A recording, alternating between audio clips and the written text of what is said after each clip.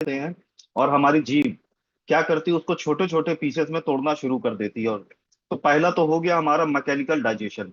दूसरा हो गया कि बहुत सारे आप देखेंगे एंजाइम्स वगैरह रिलीज होते हैं, जो और छोटे पार्ट में तोड़ने के लिए प्रयोग किए जाते हैं।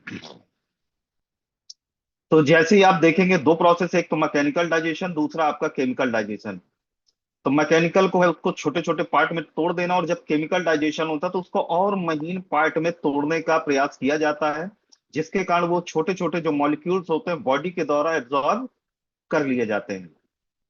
अब ये आपका देख रहे हैं कि माउथ से हमारा डाइजेस्टिव सिस्टम शुरू होता है और रेक्टम तक जाता है, यानी एनस तक। ये आप देख रहे होंगे नीचे चित्र में। तो मुंह का काम क्या है, हमारे माउथ का छोटे छोटे पार्ट में तोड़ना। उसी दौरान आप देखेंगे जैसे ही हमारे निवाला मुंह पे पहुंचता है तो बहुत सारे लार ग्रंथियों से बहुत सारे एंजाइम वगैरह रिलीज होना शुरू हो जाते हैं, और धीरे धीरे ये इसोफेगस से खाना होते हुए हमारे आमाशय तक पहुंचता है। फिर आमाशय में आप देखेंगे बहुत सारी चीजें रिलीज होती हैं। तो इसी प्रकार से ये प्रोसेस शुरू होता है हमारे माउथ से लेके एनस तक। अब इसमें बात करते हैं कि यूरिक एसिड क्या है। S purine which are found in some meals and body cell and broken down. Uric acid created as a waste product in the body.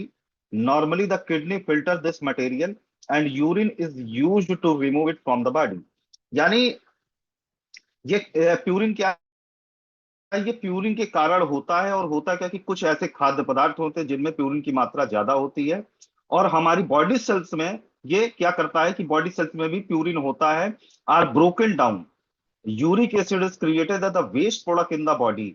और यूरिक एसिड क्या होता है कि ये जो हमारा वेस्ट प्रोडक्ट होता है, और ये कहीं ना कहीं जाके हमारी बॉडी में इकट्ठा हो जाता है। और इकट्ठा हो पाने का कारण क्या कि हमारा जो किडनी है वो इस मटेरियल को जब फिल्टर नहीं कर पाता है, तो वो जो वेस्ट प्रोडक्ट यूरिन के माध्यम से बाहर निकलना था वो नहीं निकल पाता, तो वही वो कहीं ना कहीं हमारे जॉइंट्स में इकट्ठा हो जाता है।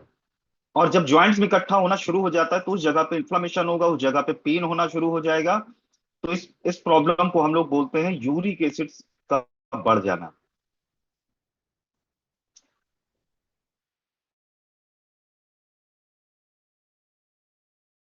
हाई यूरिक एसिड लेवल क्या, uric acid in the blood. Uric acid is made during down of purine. Purines are found in certain food and form by the body. यानी ऐसे खाद्य पदार्थ जिसमें प्यूरिन की मात्रा ज्यादा होती है, और जैसे ही हम लोग प्यूरिन रिच फूड अपने बॉडी में इंटेक करते हैं तो कहीं ना कहीं क्या होता है कि वो जैसे ही ब्रेक डाउन होता है तो किडनी उसको फिल्टर नहीं कर पाती है। और जब किडनी फिल्टर नहीं कर पाती कहीं ना कहीं उसकी मात्रा हमारे ब्लड में बढ़ी हुई होती है, और उस बढ़ी हुई मात्रा के कारण जो आपका यूरिक एसिड का जो लेवल होना चाहिए था वो बॉडी में कहीं ना कहीं बढ़ जाता है। और अगर ये निरंतर अगर ये बढ़ता रहा, इसकी प्रॉब्लम के कारण होता है कि गाउट यानी गठिया हो जाएगा, किडनी स्टोन हो जाएगा। और कभी कभी क्या होता है कि बढ़ा हुआ जो यूरिक एसिड होता है ये सिम्टम भी नहीं देता पेन का, और ऐसे व्यक्तियों को आप देखेंगे कि गठिया हो जाता है, उनको पता ही नहीं चलता कि उनको यूरिक एसिड बढ़ा हुआ था।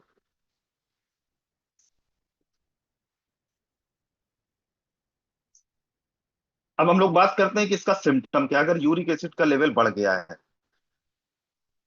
तो unbearable pain in the joint, joints में जो है बहुत ज्यादा पेन होना शुरू हो जाएगा। और जॉइंट्स को जैसे ही थोड़ा सा मूवमेंट होगा तो आप देखेंगे कि उसमें जो है समझ लीजिए व्यक्ति को मतलब ऐसा असहनीय दर्द होगा जिसको वो सहन नहीं कर पाता। इन्फ्लामेशन स्वेलिंग ऑफ जॉइंट, जहां पर ये यूरिक एसिड के कण इकट्ठा होंगे तो आप देखेंगे उस जगह पर इन्फ्लामेशन हो जाएगा, उस जगह पे स्वेलिंग होना शुरू हो जाएगा। रिस्ट्रिक्टेड जॉइंट्स मूवमेंट, जॉइंट्स के मूवमेंट को रिस्ट्रिक्ट करता है, यानी मूवमेंट करने से रोकता है अगर उस जगह पर यूरिक एसिड के कण इकट्ठा है, यानी यूरिक एसिड का जो लेवल है वो बढ़ा हुआ है। Pain inflammation in the big toe, mostly अगर देखा गया है कि व्यक्ति का जो आप देखेंगे ये नीचे बिक्टो यानी ये जो अंगूठे के पास होता है, पैर का जो अंगूठा होता है, यहां पर अक्सर स्वेलिंग आ जाती है।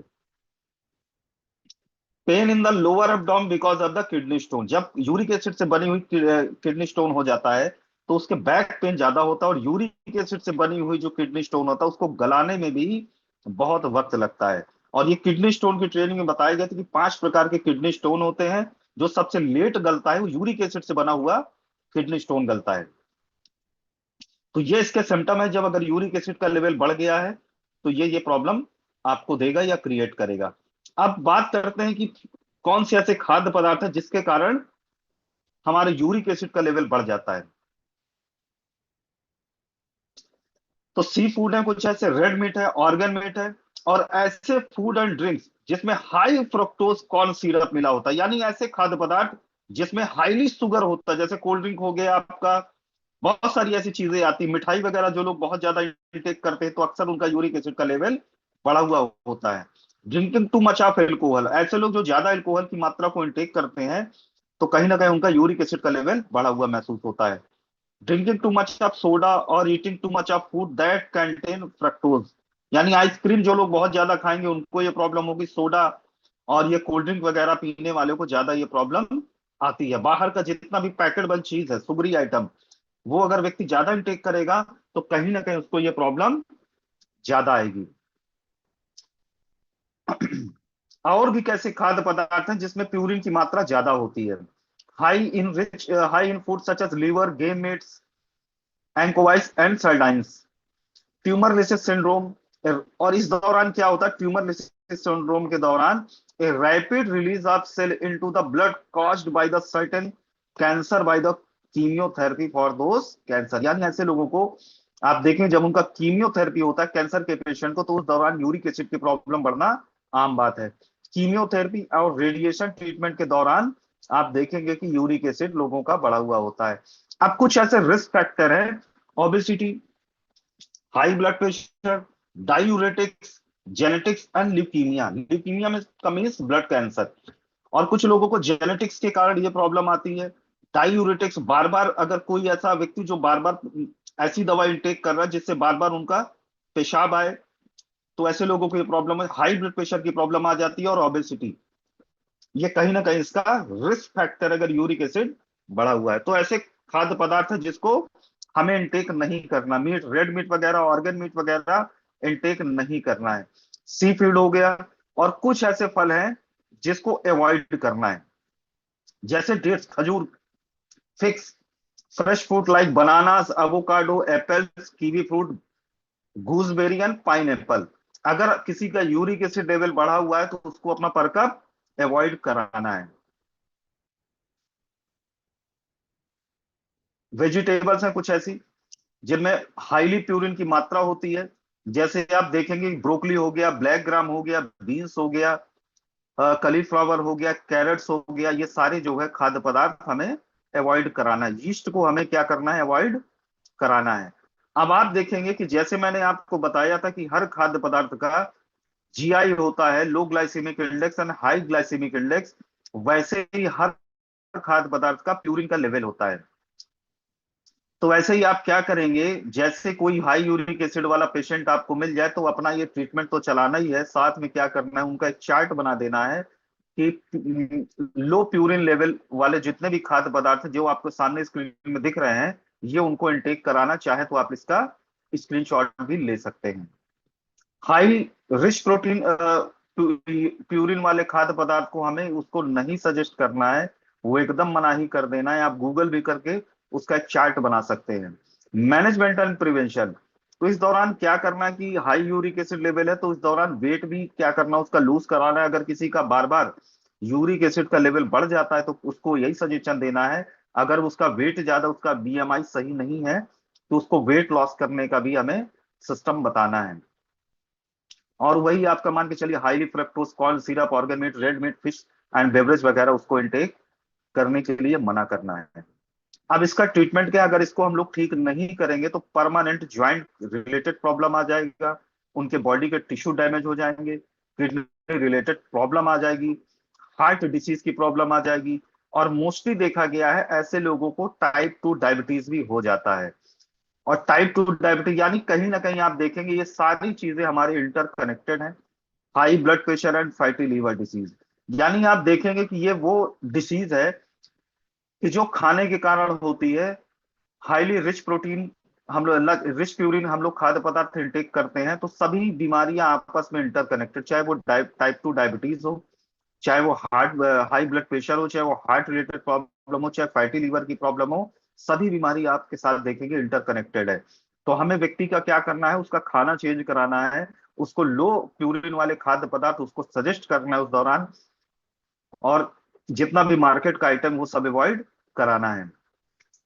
अब इस दौरान अगर किसी को मान के चलिए गठिया हो गया हाउ यूरिक एसिड के कारण, तो इसके लिए क्या करना है, ब्लड सैंपल लेते हैं जिसके कारण उसको टेस्ट कर सकते हैं, या अल्ट्रासाउंड या एक्सरे के द्वारा भी पता कर सकते हैं। और देखा जाए गठिया एक बहुत ही कॉमन सी प्रॉब्लम है जिसका मेन रीजन है वो आप देखेंगे यूरिक एसिड। अब यूरिक एसिड का लेवल कितना होना चाहिए, तो आप देखेंगे कि पुरुषों में अगर बात करें और महिलाओं में अगर बात करें, दोनों में डिफरेंट डिफरेंस है। नॉर्मल अगर पुरुषों में बात करें 2.5 से 7 तक होना चाहिए, और महिलाओं में क्या 1.5 से 6 तक होना चाहिए। और पुरुषों में अगर बात करें, जैसे ही बॉर्डर लाइन पर आपका यूरिक एसिड पहुंच जाएगा तो कहीं ना कहीं अपना सिम्टम देना शुरू कर देगा। आपके जॉइंट्स में पेन होना शुरू हो जाएगा, गर्दन को घुमाने में दर्द होना शुरू हो सकता है, कलाई को घुमाने में दर्द होना शुरू हो सकता है। और अगर 7 से ज्यादा है तो समझ लीजिए कहीं ना कहीं और ज्यादा ये अपना प्रॉब्लम क्रिएट करेगा, गठिया होने के चांसेस ज्यादा हैं। और अगर 2 mg से नीचे है तो कहीं ना कहीं आपको हाई रिच प्रोटीन, आपको हाई प्यूरिन वाले खाद्य पदार्थ इनटेक करना चाहिए। अब इसको ट्रीटेड कैसे करना है, तो कुछ ऐसे मेडिकेशन है जिससे हमारे पास इन्फ्लामेशन को रोका जा सकता है, पेन को कम किया जा सकता है, स्वेलिंग को कम किया जा सकता है। इस दौरान क्या करना है, व्यक्ति को प्लेंटी ऑफ फ्लूइड्स लेना है, यानी लिक्विड को ज्यादा इंटेक कराना है। एल्कोहल, मिठाई, सॉफ्ट ड्रिंक वगैरह उसको इनवाइट वो करना है, एकदम अवॉइड करना है। इस दौरान क्या होगा, ice and elevation are helpful.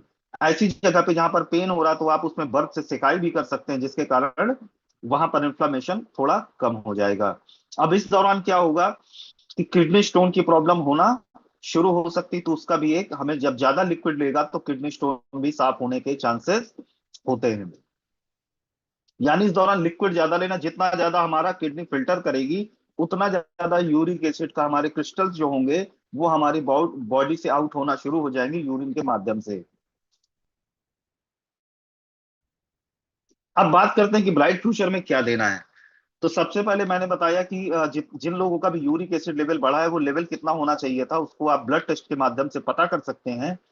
और उसको सबसे पहले उसका एक चार्ट बना देना है कि आपको ये चीजें खानी है और ये चीजें नहीं खानी है। तो उससे होगा क्या कि व्यक्ति सचेत हो जाएगा और वो उन चीजों को अवॉइड कर देगा। और साथ में ब्राइट फ्यूचर का हमारा यूरी बीएफ कैप्सूल देना है, और साथ में एक दो चीजें और भी लगानी वो भी मैं आपको बता देता हूँ। तो यूरी बीएफ कैप्सूल इतनी कमाल की चीज है जिसमें आप देखेंगे सारे नेचुरल इंग्रेडिएंट्स मिले हुए हैं, जिसमें आपका कैशोर गुगुल, गोखरू, पुनर्नवा, हल्दी, निर्गुंडी, रत्नपत्र, शलाकी, बोसविला, बोसविला सेर्राटा, ऐसे लगभग मान के चलिए 10 से 12 चीजें मिली हुई हैं। और कुछ चीजों के बारे में बता देता हूं कि जैसे रसना पात्र है, रसना पत्र में क्या होता है, ये खांसी से राहत प्रदान करने वाला है। यानी आयुर्वेद में एक चीज है कि आप कोई भी चीज इंटेक करेंगे तो वो टारगेट के अलावा भी बहुत सारी चीजों को अपने साथ ठीक करने का प्रयास करता है। ये आपके बुखार में भी उपयोगी है, ये आपके समझ लीजिए फ्री रेडिकल्स को भी हटाएगा, और ये दर्द को भी कम करेगा आपका रसना पत्र, जो कि आपका मिला हुआ है हमारे यूरिबियक कैप्सूल में। दूसरा हमारा पुनर्नवा, ये एक प्राकृतिक मूत्रवर्धक के रूप में काम करते हुए पुनर्नवा मूत्र के माध्यम से यूरिक एसिड के उन्मूलन को बढ़ावा देता है। यह किडनी के कार्य और मूत्र पत्र में स्वास्थ्य में सहायता प्रदान करता है, जल प्रतिधारण और सूजन को कम करता है। इसीलिए पुनर्नवा देखेंगे इतने सारे गुण के कारण हमारा जो किडनी स्टोन का वो आता है कैलकुलिक केयर, उसमें सबसे ज्यादा पुनर्नवा मिला हुआ है। ऐसे ही कैशोर गुगुल भी है, ये हमारी बॉडी में जितने भी विषाक्त पदार्थ हैं, फ्री रेडिकल्स, उनको हटाने में मदद करता है, यूरिक एसिड के लेवल को संतुलित करता है। और कहीं भी अगर इन्फ्लामेशन है तो उसको भी ये कम करता है। तो और साथ में हमें उसको क्या देना है, आस्था जेंथिंग भी देना है, और साथ में क्या देना है, तुलसी ड्रॉप भी देना है। यानी तुलसी ड्रॉप को हम लोग पानी में डाल के उसको सुबह शाम इंटेक करेंगे 5-5 ड्रॉप। तो क्या होगा कि उससे बहुत ज्यादा अगर जो उसकी बॉडी में इन्फ्लामेशन है तो उसमें भी राहत मिलेगी, उसको आराम महसूस होगा। क्या यहां तक सभी को क्लियर है, किसी का कोई प्रश्न?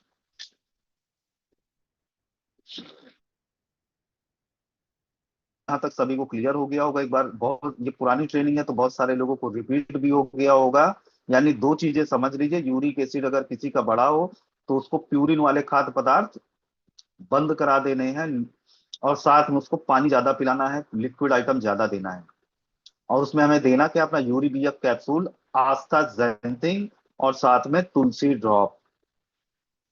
तो ये क्या करेगा, तुलसी ड्रॉप की वजह से इन्फ्लामेशन कम होगा, दर्द कम होगा, और यूरिक एसिड की टैबलेट, एक टैबलेट सुबह एक टैबलेट शाम। अगर बहुत ज्यादा प्रॉब्लम है तो 2 टैबलेट सुबह 2 टैबलेट शाम। हाँ, तो जिसको घुटने में दर्द है एक बार चेक करवा लीजिएगा उनको यूरिक एसिड लेवल कितना है, सौरभ सर, गाजीपुर। तो चलिए हम लोग बढ़ते हैं टेस्टिमोनियल की ओर। तो सबसे पहले हम लोग उस लीडर को इनवाइट करेंगे, या वो लोग हैंड रेज करेंगे जिन्होंने यूरिक एसिड पर रिजल्ट पाया है तो क्या करें। अगर दर्द नहीं हो रहा है लेकिन यूरिक एसिड की अगर प्रॉब्लम है तो उसको कम करना जरूरी है। अदरवाइज दर्द नहीं होगा और आगे चल के गठिया हो जाएगा, अर्थराइटिस हो जाएगा, फिर उसकी प्रॉब्लम ज्यादा विकराल स्थिति हो जाएगी या किडनी स्टोन हो जाएगा। तो गायत्री आगुन जी को मैं इनवाइट करता हूँ। तो गायत्री आगुन जी के लिए जोरदार तालियां सबसे पहले। देखिए मैम, आपके पास गुड मॉर्निंग सर, नमस्ते। मैं गुड उड़ीसा मॉर्निंग, से नमस्ते जी। के टीम से सर। सर मेरा एक जी दोस्त है, वो मोदी केयर में काम करते हैं और अच्छे एक लेवल में है। उन्होंने ऐसे आके मेरे को मोदी केयर सिस्टम के बारे में बताना आया था। ऐसे ऐसे बताने के तुम्हारा तो बहुत सारा ब्राइट फ्यूचर के सिस्टम हमने देखा है, कोई यूरिक एसिड के कोई मेडिसिन है क्या? मैं बोला हाँ ठीक है, तो लेके थोड़ा यूज करो ना, तू बताएगा। सर वो ले गया, तो 3 दिन के बाद मुझे बताया कि मुझे चल नहीं पा रहा था, सिर्फ उसको यूरिबिएफ एक टेबलेट दिया था बस, सुबह शाम में खाने के। सर नहीं था, सिर्फ वही बेड दबा दिया था। उन्होंने बोला सच में तुम्हारा ब्राइट फ्यूचर सिस्टम में जो प्रोडक्ट है दमदार रिजल्ट है। 3 दिन में सर रिजल्ट आ गया। इसने बोला मैं तो ठीक है, आप मोदी केयर में काम करते हैं, कोई बात नहीं, हमारे साथ देखो कितना तो उसको लगा ठीक है, मेरा तो वो वहां पे आईडी है, मैं बीवी का आईडी लगा के काम करूंगी। सर इतना अच्छा उसको रिजल्ट मिला। थैंक यू सर, आपको भी। आप कहा के जब मंडे को अच्छा अच्छा इंफॉर्मेशन देते हैं, आप भी लेके काम करते हैं, आपको बहुत अच्छा रिजल्ट आता है sir. Thank you bright future system, thank you Radheshyam Sharma sir. Sir thank you sir. Thank you very much ma'am, बहुत ही शानदार टेस्टिमोनियल। आपने 3 दिन के अंदर आपने यूरिक एसिड का एक पुराने नेटवर्कर को आपने रिजल्ट दिया, और ब्राइट फ्यूचर के प्रोडक्ट ऐसे ही जी सर। शानदार हैं।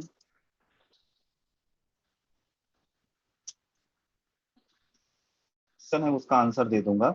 अब मैं टेस्टिमोनियल की ओर बढ़ता हूँ। कौन ऐसा लीडर है जो अब मैम के बाद टेस्टिमोनियल देना चाहता है? और यूरिक एसिड करना सही, किसी और चीज का भी टेस्टिमोनियल है तो वो भी दे सकते हैं।